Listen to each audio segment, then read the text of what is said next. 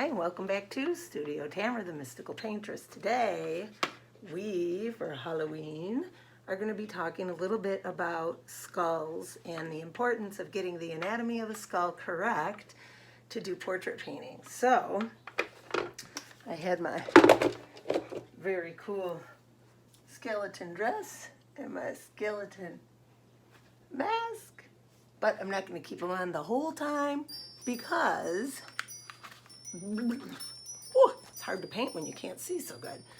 I want to really focus on explaining the anatomy and the process I go through when I'm doing commissions, because if a commission painting does not look like the person you're painting, they're not going to want to pay you for it. And people look in the mirror every single day. They know exactly what they look like. One eyebrow out of place, and they know it. So you have to draw a lot, but I have found that studying anatomy, skull anatomy in particular, is very helpful in doing this. So what we're going to do today, we're going to paint a skull. Yay! So I'm going to show you a really easy breakdown on how to paint a skull. First, just do a basic sketch. Get a model skull. This is a Halloween store skull. This skull here is actually an anatomical cast of a human skull. I don't know if you've ever seen these, but I taught health for many years, so I had a lot of anatomical things. So this is cast from a real human skull. So having these as reference as well as animal skulls is very useful as an artist. But what I'm going to do, I'm going to bring you up close. I'm going to show you kind of some steps on how to do a little skull painting, and then you can incorporate that into when you're painting skin and when you're painting flesh and you're painting things over bone. You'll understand what's underneath, and that's really helpful. So let's get started. Let's bring you guys in.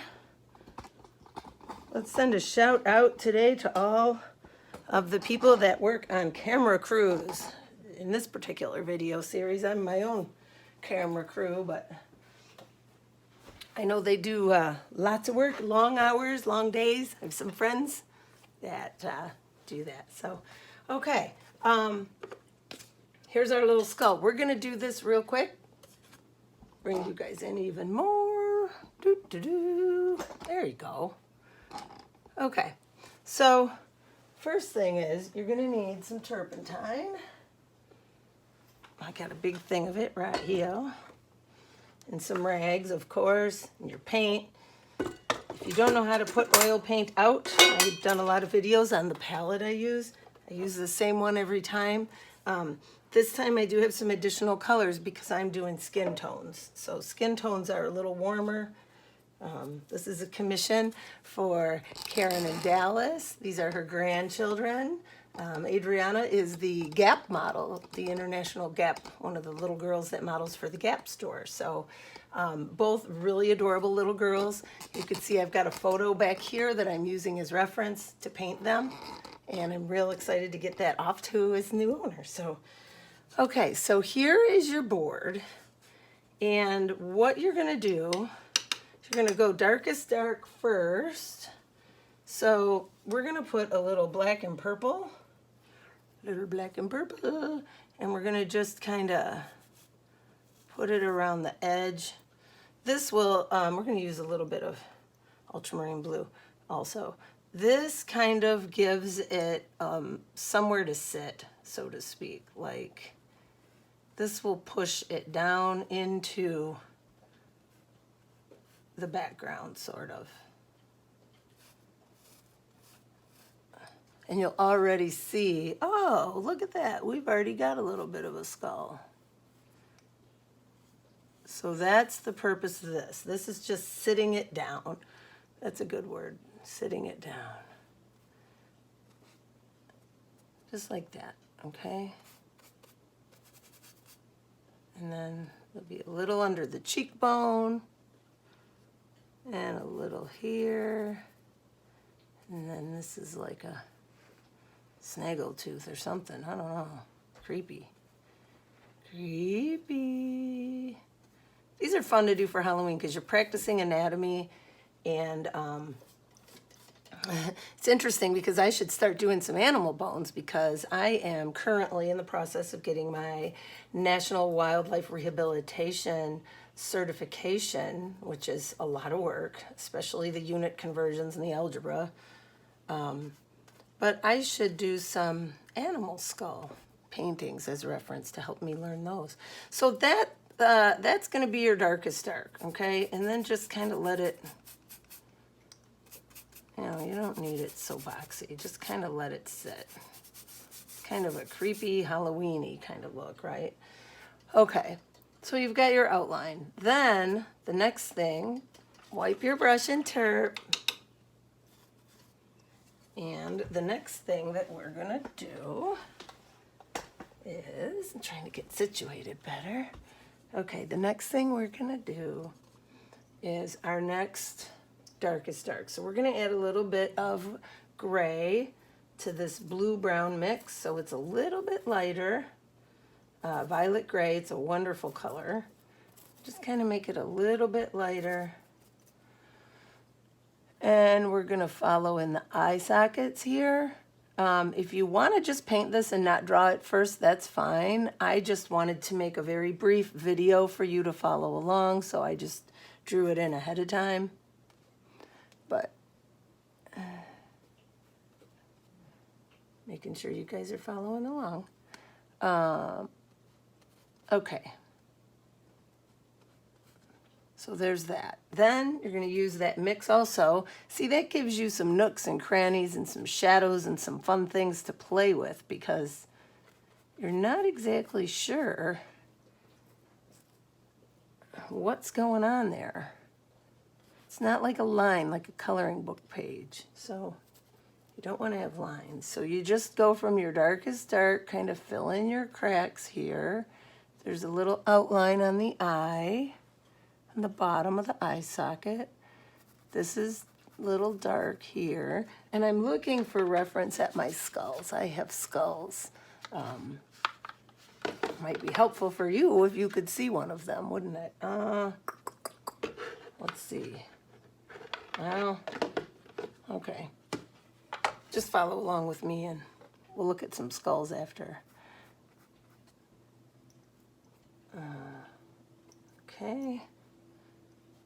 Skulls are fascinating to look at if you've ever seen the National Geographic shows and all the different types of people in the world and the shapes of their skulls and their jaws, and it's really quite interesting. A lot of times police forensic artists can use skulls to recreate what someone would look like.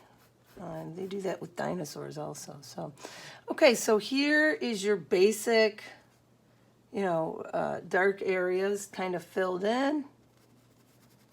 I guess this nose should be a little more filled in. I just didn't want to. Yeah, okay. And then here, this is a little dark like that. All right, wipe your brush off real good. Now we're going to mix a gray with a little bit of violet gray and a little yellow ochre and white. Oh boy, we're out of white. Doesn't that always just figure? Let me get some white. Luckily, I got some right here. Okay. We're going to mix a little white into that pile. So we've got violet gray, yellow ochre, and white. And this color, if it's too yellow, add a little more gray. Kind of hard to tell. My brushes are getting kind of old, but I just love these brushes. And then you're going to use that color for your shadows and kind of let it just disappear into the background. So, okay. Let it disappear into the background.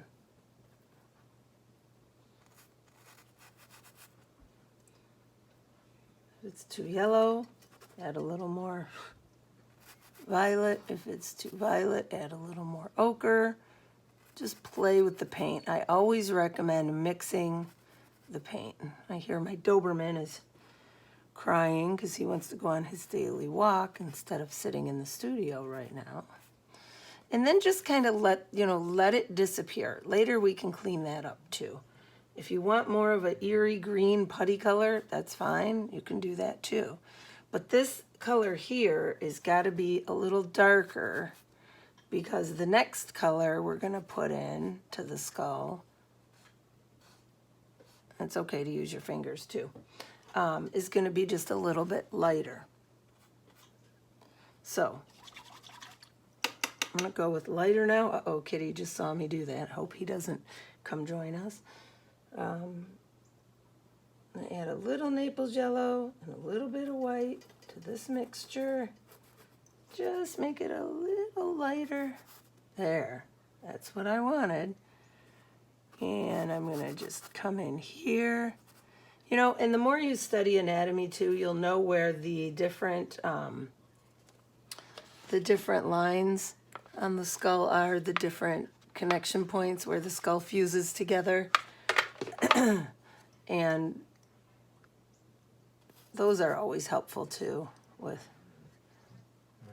painting.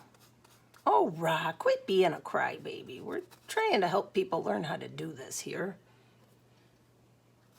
So you see the light gives it three-dimensionality. You got to have the light. The different variations of how the light turns, that's how the skull turns, that's how the face turns when you're doing a portrait. You have to pay very close attention to that. I would recommend getting a model that I will show you in a minute called Planes of the Face. They're a little pricey, but you can use it over and over and over for every single face. So, okay, so here's inside the eye. I'm going to put a little more of this color. There's a little bit of it here. See, I'm just kind of squinting and just setting color in where I see it. This eye, for some reason, is a little darker. It's got a little darker stuff going on. Not sure why, but it does, so. Okay. How are we doing at home? You guys following along? You can do this. If you can paint a rock, you can paint an eye, you can paint a face, a truck. It's all just shapes and color. That's all it is. You can do it. If you think you can't, you're wrong. You can do it. Okay, so I'm just kind of going through here a little bit and refining. I feel like I'm pushing mud with a stick, but I'm just kind of refining some of this because I feel like I've lost some of my original lines in there. Okay, so add a little more light to this, a little more white. We got this cheekbone here. Actually, this is darker. Darker, darker, darker. See, just start looking at things as values, and it makes it so much easier with painting. Instead of saying, oh my God, I got to paint a tooth. Oh my gosh, I got to paint a nose. Don't look at it that way. It's a shape. It's a value. And that's really all it is. And you can even add a little bit of blue if you want, a little color in here. If you don't like color, then you can keep it real monochromatic, but sometimes it's fun just to splash a little color in there. A little here, a little there. But I love painting skulls because once you've painted the skull, you have more confidence for painting the actual critter or human or whatever it is because you've already painted it. Granted, it was a skull, but you already painted it, so that takes a lot of the fear out. Okay, white, white, white, white. Just pulling like octopus legs, pulling off of our old pile that we've been using the whole time. And I'm mixing it with white because I want to put a few dots in the eye, but I don't want them real white. I'll go along there. And I want to kind of blend this down here. Okay, now I'm going to use a new brush. I know, something new. And I'm going to take a brand new brush. I'm going to use just white for this. Anywhere that you want extreme highlight, you're going to use just white. This is a painterly skull, by the way. This is not a, you know, definitely, certainly not something to enter in a show or anything like that. But it's really good reference. It's good reference to look at the light. It's good reference to look at the shapes of the skull, what's underneath. It's just super good practice to paint skulls, and I highly recommend, if you haven't done it, try it. So you screw it up, then try it again. Just keep trying it until,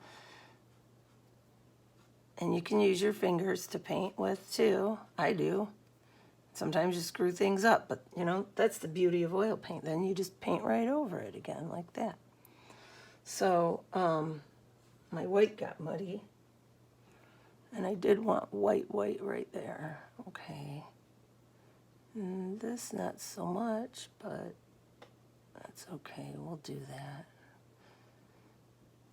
So pretty soon you start to kind of see, oh yeah, maybe that does look a little bit like a skull. And then after you get done with that, you define areas. What I mean by that is, okay, like for example, the eyes to me seem like they need more definition when I'm looking at this skull over here. So I'm gonna define them more. This does not mean drawing a line around it, because that'll just make it look not real, but actually working the paint into where I think it should be a little darker.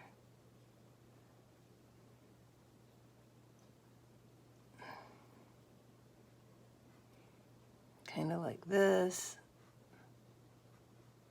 like this, like this. Yeah, now it's starting to look a little more like a skull. Yeah, I like that. There we go. A little. I mean, you know, it's not perfect, but who is? Who's perfect? And then for your background, sorry, I'm moving around a lot. I'm not trying to.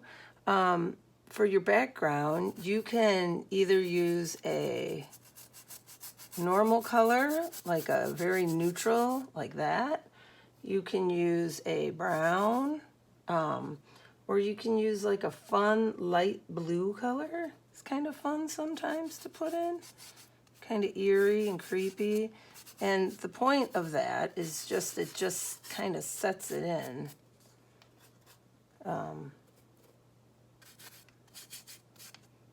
Gives it some painterly qualities. It is really hard to paint and hold a little board up in front of a camera. Just so you guys know, this is craziness. I don't know what the hell I'm thinking. But I really wanted you guys to get an idea. Whoa! Flying paintbrush. Good thing I have reflexes and I caught that. So, and you can turn it, you know, if you need to or whatever. But the most important thing here is just play with the paint, look at the bones. You know, if bones creep you out, you could use a plastic Halloween skeleton. That's what I've got here. And just kind of make a fun little Halloween study that, you know,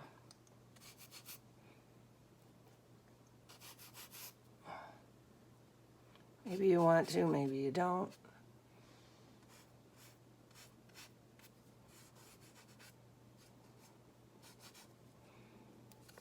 That looks like hair. Now I don't like it. I fricked it up.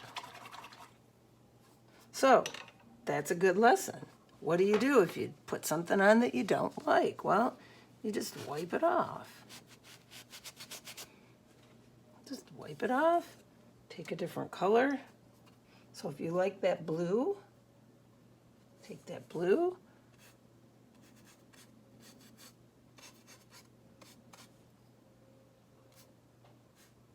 Right?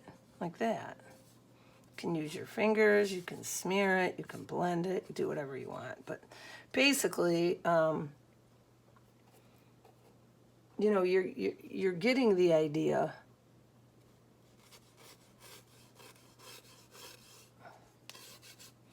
of painting a skull, which is the whole lesson here. So that when it comes time at some point in the future that you get a wonderful commission painting and oh, you got to paint a skull, that's not going to be any sweat for you because you've already done it. So it's messy and it's little and it's not complete at all, but here's the reason that we do these is learning lighting. Lighting. If you notice, the reason that Adriana here looks three-dimensional is because the lighting's hitting this way and it's reflecting back up. So painting skulls helps you, as an artist, I thoroughly believe this, to learn how to do that, those three-dimensional elements. I don't want this painting to touch my commission. So let me grab the planes of the head real quick and show you that.